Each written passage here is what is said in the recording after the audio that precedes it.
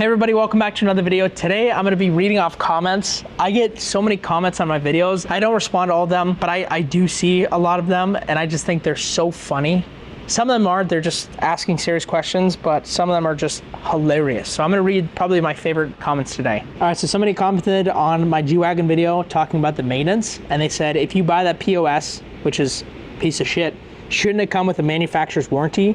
Kia comes with a 7-year warranty and should probably break down less and certainly cheaper to fix. Well, I mean, you're not wrong. But the thing is like with other cars, like the standard is 3 to 5 years, 30 to 50,000 miles for like an all vehicle warranty. 7 years is a lot. Higher end stuff, it's not that long. So no, they don't have a warranty like that. That's a 2018, you're talking about 6 years old. There's not a 7-year warranty on that. That'd be crazy. Somebody commented and said, how much revenue comes from Turo versus private? So it just depends. Like some months I'll have 50% revenue come from private and 50% come from Turo. And private, there's a lot less reservations, just a lot more revenue per reservation. But I'd say on a standard, it's probably like 40 to 30% revenue comes from private, and then 60, 70% of the revenue comes from Turo. So majority comes from Turo right now, trying to obviously push more into private. So in my video where I'm talking about the Ferrari 488 damage, which we found out is like about $200,000, maybe more. So they're totaling it out right now, which is crazy. Somebody commented and said, bro, send it to my country, shipment both ways around 6K, and fixing it should be 1 to 2, and it will probably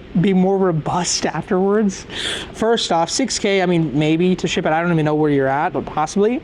1 to 2K to fix, oh my gosh. If it costs 1 to 2,000 to fix, that would be the craziest thing I've ever heard in my life. I mean, the door panel alone from Ferrari, and of course, when you're ordering from Ferrari, it's different, but the door panel alone is like 18 grand. So I don't know how accurate that is. Maybe he didn't see the full extent of the damage, but yeah, that would be crazy. Somebody just commented, said, Turo host with over 1K rentals. So he has over 1,000 rentals. Help me, bro.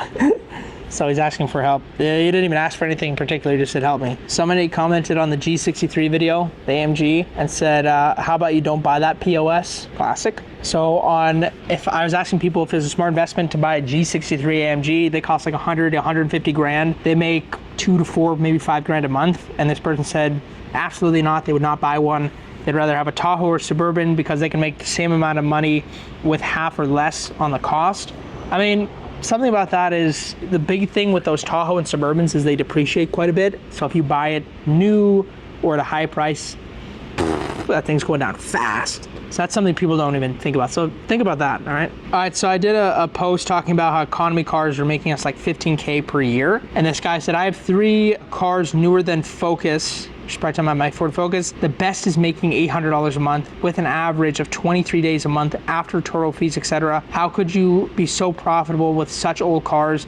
I mean, the biggest thing for us is we do a lot of private rentals and we do a lot of like longer term rentals. Like the video that he's probably referring to in this, that month was probably just March, like our craziest month. So I mean, that's pretty standard. Somebody commented, what kind of insurance do I need to rent out my private vehicle out for a few days at a time to tourists here in Hawaii? I mean, the biggest thing, you just want to make sure that the insurance covers private rentals. Like most commercial coverages will cover for Turo because it's either you driving or the person on Turo, which Turo covers, but you want to make sure that they can cover it privately. So if their insurance doesn't kick in, yours will. That's primarily what you're going to ask for, and if they do, then you're good. Somebody commented, how are these financed? I know you guys were big on cash cars. This was probably us talking about the current luxury cars that we have on site. All the really higher end stuff like M3, Maserati, they're all vehicle partners, so we don't own any of those. All right, so somebody commented on my private rental business video, where do I get a good contract? I mean, there's a lot of places to get it. If you go into like a Turo page and say, I want a private rental contract, usually people will send one. Or if you get private insurance, typically they can send you one as well. They always have contracts for stuff like that. So those would be probably the 2 places I would go first.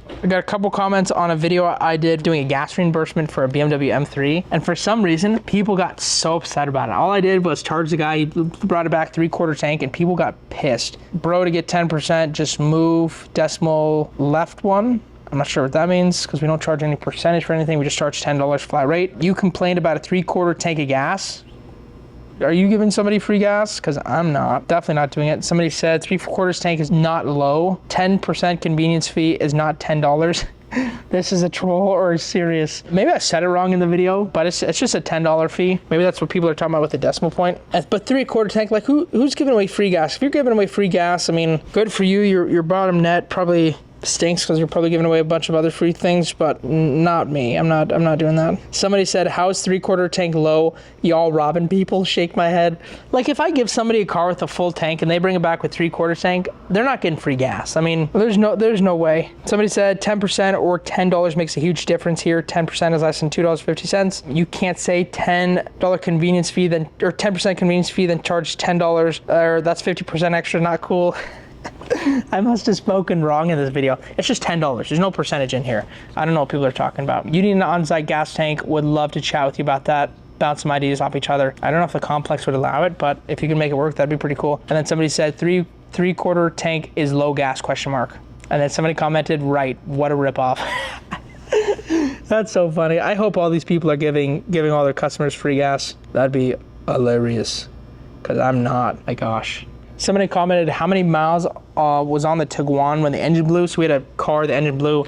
It's at 52,000 miles. It was a 2018 Volkswagen Tiguan SE, 52,000 miles, and it blew. Crazy. Somebody commented on the video, it's probably of my Elantra, because I made like $2,400 one month. They said $2,400 per month, meaning $100 per day in the average, 24 days a month. Sorry, dude, hard to believe. I can't do it even with the new Mercedes. Well, she actually rented it for 30 days straight, and there was additional charges. So they're charged like probably a gas fee, I'm assuming, a smoking fee for sure. Back when it's $250, shout out to Turo, the old Turo when it's $250, a cleaning fee, and probably some other things. But let's look, I want to find that to show them. All right, okay, I'm wrong. It wasn't $2,400. It was $2,200, $2,288. So, well, and then there's incidental, so there's on top, so an additional $22. Yeah, so that car did that much. Your new Mercedes, I mean, it's probably never going to do that much, to be honest, unless it's something really, really nice. Cars, I mean, they don't do as much as they used to, and you have to have a full month to get a car doing that good, especially if it's lower end. Somebody said, I tried to start on Turo with my BMW, and the very first renter brought the car back with front driver suspension destroyed. Oof. The repair costs summed up to $3,500, and the car out of service for a month. Thankfully, Turo covered the repair, but I was so scared that never happened again.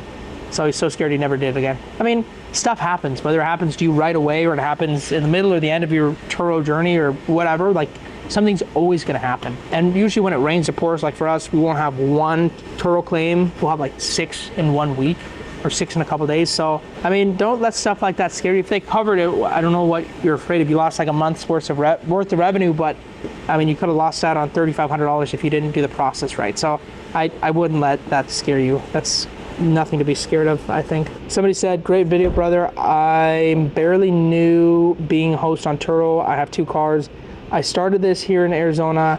How are summers on the hot states like Arizona and Nevada? And experience advice for us that live here. Thanks again, brother. Yeah, summers suck. I mean, the way you look at it, I mean, every state is different, obviously, but the way you look at it is travel season.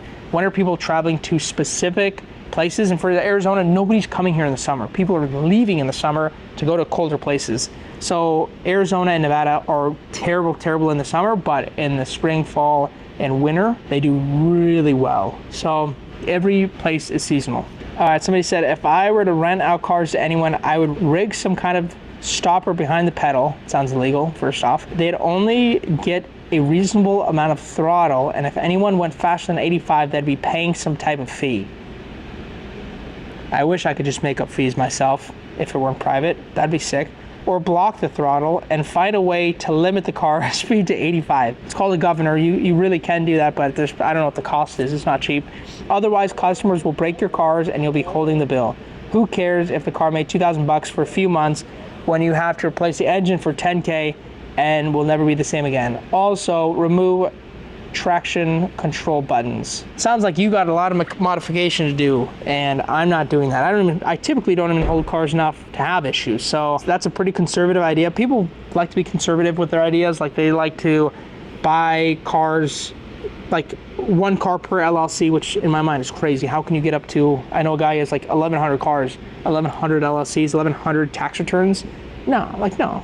Same with this. I mean, if you were to do that to every single car, you probably could, but at what cost, and is it worth it? Or if you just own it for 6 months, you buy it less than what it's worth, and then in 6 months you sell it for more than what you bought it for, you make money, and then you won't have to worry about any of those big mechanical issues. So, I mean, a lot of people have very conservative ideas, but I tend to usually not follow them. Somebody said, it's actually a guy I know, we did an interview together. He said, what? A Tahoe did nearly 8,000. That's Cybertruck revenue. LOL, well done. The slow season is finally over in my area.